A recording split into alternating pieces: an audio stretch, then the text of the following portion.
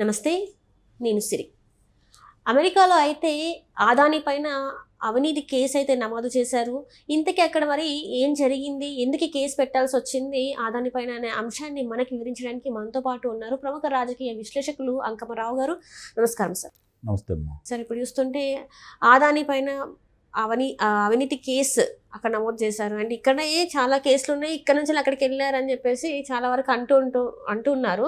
మరి అక్కడ కూడా అవినీతికి పాల్పడ్డారంటే, కేసులు నమోదయ్యాయంటే ఇలాంటి పనులు చేసి ఉంటారు సార్. అసలు అంటే ఇక్కడ గమనించుకోవాల్సిన అంశం ఏంటంటే, అమెరికాకు సంబంధించి వాళ్ళ స్టాక్ ఎక్స్చేంజీలో లిస్ట్ అయిన కంపెనీలకు సంబంధించి ఏదైనా ఇలాంటి ఫిర్యాదులు వస్తే వాళ్ళు విచారించడానికి వాళ్ళకి అవకాశం ఉంది. ఇది గమనించుకోవాల్సిన అంశం. అంటే ఇక్కడ మనం గమనించుకోవాల్సిన అంశం ఏంటంటే, అక్కడ న్యూయార్క్ స్టాక్ ఎక్స్చేంజీలో దీనికి సంబంధించిన ఇప్పుడు ఏదైతే అదానీ మీద అభియోగం మోపారో దానికి సంబంధించినటువంటిది అక్కడ న్యూయార్క్ స్టాక్ ఎక్స్చేంజీలో మామూలుగా ఈ కంపెనీ లిస్ట్ అయి ఉంది, కెనడాకి సంబంధించింది.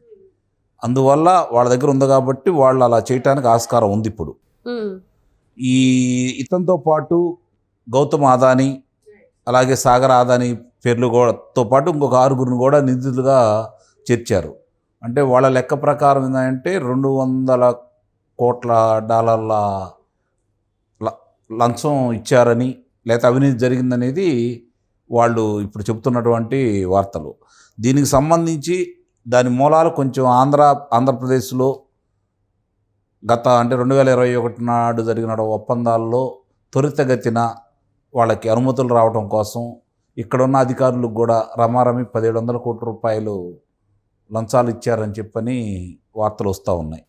మరి అది ఎంతవరకు ఏంటనేది ఇంక విచారణలో, సహజంగానే వాళ్ళు దీని గురించి మాట్లాడుతున్నారు అంటే ఎంతో కొంత విచారణ చేసి దాంట్లో వాస్తవాలు ఉన్నాయా లేవో అనేది పరిశీలించిన తర్వాతే బయటకు వస్తే అంత ఈజీగా అయితే ఉండదు దానికి సంబంధించినంత వరకు.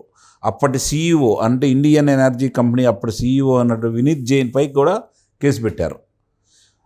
అంటే ఇక్కడ జరుగుతున్నాయి అంటే మొత్తం కనుక చూసుకుంటా ఉంటే 21 ఆగస్టు 7న, అలాగే సెప్టెంబర్ 12న, నవంబర్ 20న అదానీతో భేటీ అయ్యారంట. అంటే ఇక్కడ భారత అధికారులకు సంబంధించి 2029 కోట్ల రూపాయలు ఇవ్వటం కూడా జరిగింది. ఏపీలో ఒప్పందాల కోసం 1750 కోట్ల రూపాయలు లంచం ఇచ్చారని చెప్పని ప్రస్తుతం వాళ్ళ మీద ఉన్నటువంటి అభియోగం. ఇది కొట్టిపారేయటానికి అంటే మనం కొట్టిపారేయలేం. ఎందుకంటే గత ప్రభుత్వం 2019 నుంచి 2024 వరకు అధికారంలో ఉన్నటువంటి ప్రభుత్వం ఏదైతే ఉందో అది వైఎస్ఆర్సీపీ ప్రభుత్వం, జగన్మోహన్ రెడ్డికి సంబంధించింది. పీపీఎల్ ఒప్పందం రద్దు చేసుకున్నప్పుడే అతని మీద ఓసారి ఇది మంచి పద్ధతి కాదని చెప్పి కేంద్రం కూడా హెచ్చరించడం కూడా జరిగింది. మరి అలాంటిది ఇప్పుడు ఈ జరుగుతున్న దాంట్లో మనం కొట్టిపారవేయలేం. ఆ ప్రభుత్వం నిస్సందేహంగా ఉంది అనేది మనం నమ్మకంగా చెప్పుకోవడానికి ఆస్కారాలు అయితే కొన్ని కనపడతా ఉన్నాయి. ఇప్పుడు అదానికి సంబంధించి ఉత్తరాంధ్రాలో మరి ఉక్కు పరిశ్రమకు సంబంధించిన వాళ్ళు కావచ్చు, ఆ పోర్టుకు సంబంధించిన వాళ్ళ విషయంలో కావచ్చు, కొన్ని విషయాల్లో ప్రభుత్వం అండదండలుగా ఉండి వాళ్ళకి మేలు జరిగే విధంగా కొన్ని కార్యక్రమాలు చేసింది. కాబట్టి ఇది భారతదేశంలో జరుగుతున్న అంటే ఇది భారతదేశానికి కూడా చెడ్డపేరే కదా. ప్రపంచ దేశాల్లో ఇప్పుడు భారతదేశానికి కూడా చెడ్డపేరు. ముఖ్యంగా అది ఆ మూలాలు ఆంధ్ర రాష్ట్రంలో ఉన్నాయని చెప్పి కనపడటం అంటే కొంచెం ఇబ్బందికరమైన పరిణామాలే.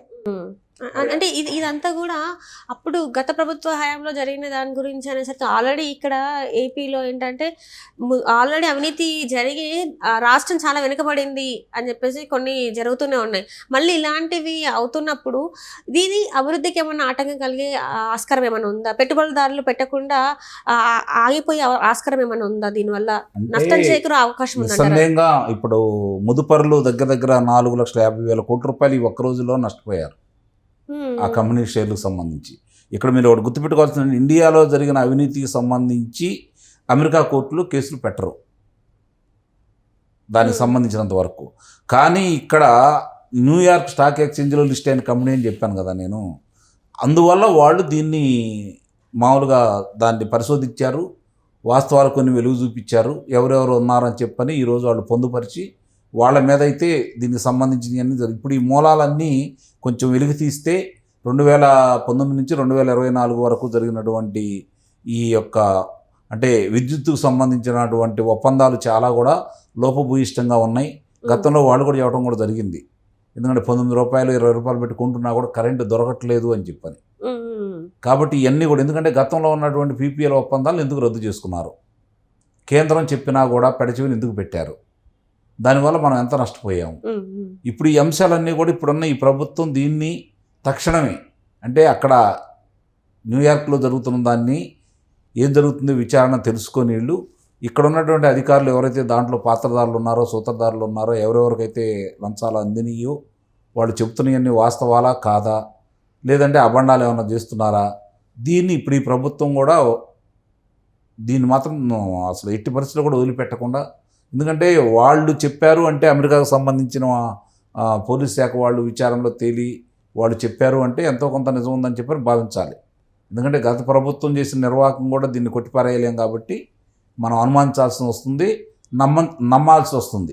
గత ప్రభుత్వంలో జరిగిన అవినీతికి సంబంధించి అన్ని కుంభకోణాలన్నీ బయటపడుతున్నాయి కాబట్టి ముఖ్యంగా ఈ విద్యుత్కు సంబంధించిన దాంట్లో చాలా అవినీతి జరిగిందని చెప్పని ఈ కూటమి ప్రభుత్వం కూడా మన శ్వేతపత్రం కూడా విడుదల చేసింది.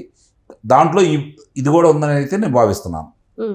అంటే ఇక్కడ చూస్తున్నట్టయితే మీరు చెప్పారు ఖచ్చితంగా 2019 నుంచి 24 వరకు అని చెప్తున్నారు.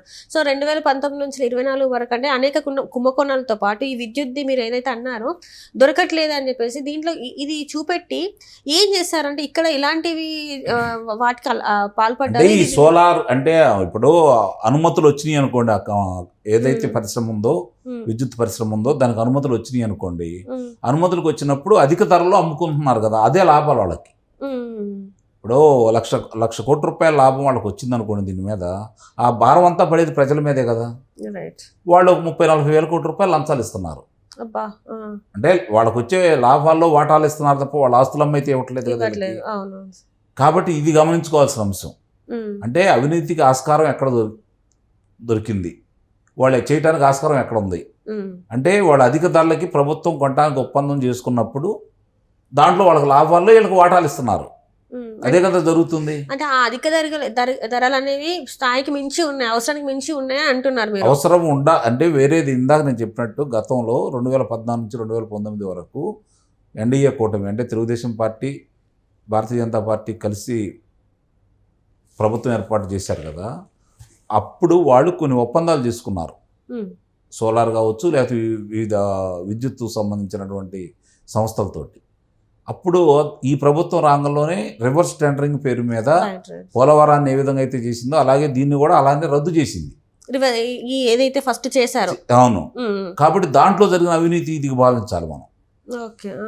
అంటే వీళ్ళకి కాకుండా వాళ్ళకి ఇస్తున్నారు అంటే వాళ్ళు దీంట్లో ప్రోత్సహించారు, వాళ్ళని అధిక ధరలో కొన్నారు కాబట్టి. దానికంటే తక్కువ కనుక తీసుకున్నట్టయితే ఆ ప్రభుత్వం మంచి చేసిందని చెప్పి మనం భావించాల్సి వచ్చేది. అంటే తెలుగుదేశం భారతీయ జనతా పార్టీ కూటమి ప్రభుత్వం కనుక ఏదైతే విద్యుత్ ధరలు పెట్టిందో దానికంటే తక్కువ కనుక ఈ ప్రభుత్వం కనుక తీసుకొచ్చినట్టయితే నిజమే కదా, రాష్ట్ర ప్రజల మీద భారం పడకుండా తక్కువ తీసుకొచ్చింది, ఆ ఒప్పందాలు రద్దు చేసుకుంది అంటే మనం ఒక అర్థం పరమార్థం అనేది ఉండేది.